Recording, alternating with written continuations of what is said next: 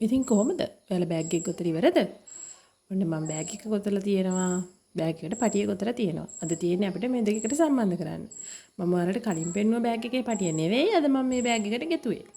මේ බලන්නකෝ. මම අද ගෙතුවේ ටිකක් වෙනස් පටියක්. මේ පටිය ගොතන විදිහත් මම කලින් වීඩියෝ එක ඔයාලට කියා දීලා තියෙනවා. ඒ වීඩියෝ එක බලලා කැමති නම් මේ පටිය ගොතන්න නැත්නම් අනිත් පටිය ගොතන්න. ඔයාලට කැමති පටියක් මේකට සම්බන්ධ කරගන්න පුළුවන්. එහෙනම් ඊළඟට බලමු කොහොමද මේක එකට සම්බන්ධ කරගන්නේ කියලා. මුලින්ම බෑග් එකේ පළල නියෝජනය වෙන පැත්ත තෝරගන්න.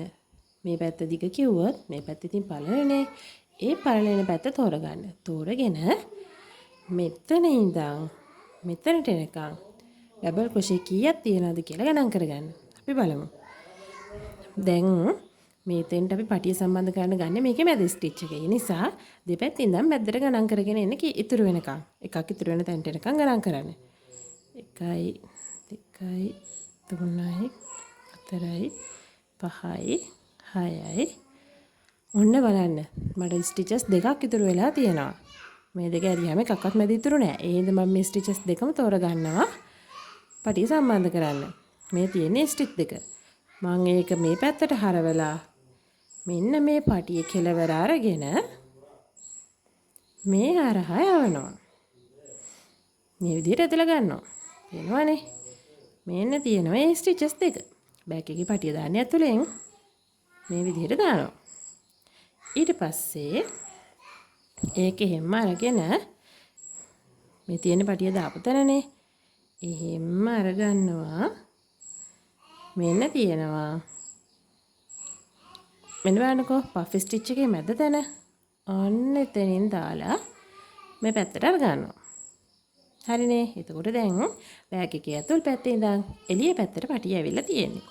දැන් ආපහු මේ පැත්තෙන්ම ඇවිල්ලා ඊළඟ පෆ් ස්ටිච් එකේ මැද තියෙන තැනින් පටිය දාලා ආපහු බෑග් එකේ ඇතුල් පැත්තට පටිය ගන්නවා.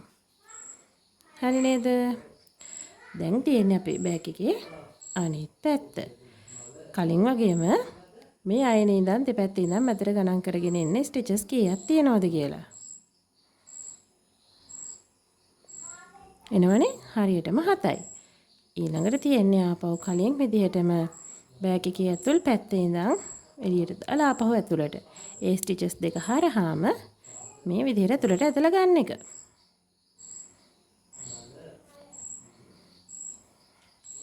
ඇතුළට ඇදලා අරගත්තට පස්සේ එහෙම්මම ඇවිල්ලා ආපහු මේ පෆ් ස්ටිච් එකෙන් පටිය එළියට යවනවා.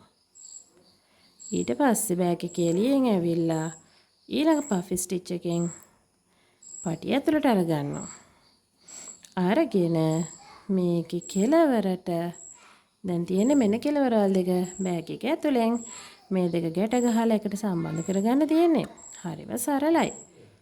තේරුණා නේද?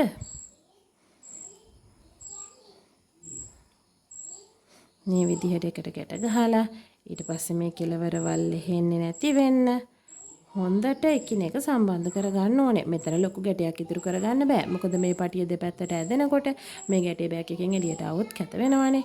ඒ නිසා මේ විදිහට ඊටාම ශක්තිමත් ගැටයක් දාලා ඊට පස්සේ ඔයාලට පුළුවන් මේ කෙලවරවල් කපලා මේ ළඟින්ම කපලා පොඩ්ඩක් පුච්චලා මේ විදිහට තද කරාම මම කලින් කියලා දීලා තියෙනවා යාන්නෙන් හයිට් කරන විදිහ.